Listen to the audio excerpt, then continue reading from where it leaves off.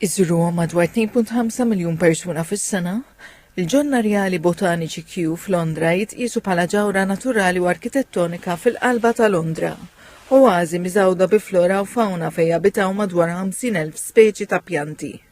Il-ġonna ser ikomplu jevolvu f'Lulju biġnien innovattiv li jikkomunika temi assoċjati mal-bidla fil-klima u sejħa l-azzjoni mill-viżitaturi biex jagħmlu l-parti tagħhom fil-ħarsin tal-pjaneta u lejn il-preservazzjoni tal-biodiversità.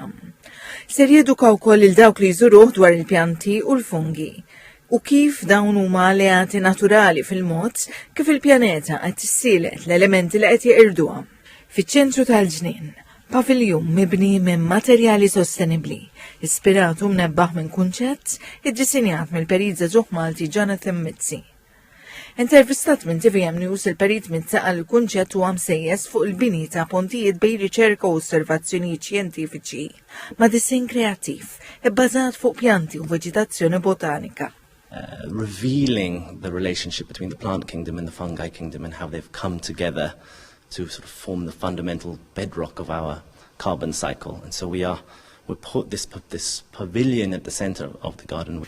Fil-ġnien ser jinżaraw 26 siġra ġdida, speċi li jnażlu minħabba reżiljenza, pjanti u ġnien li ser ikun irrigat permezz tal-provvisti tax-xita.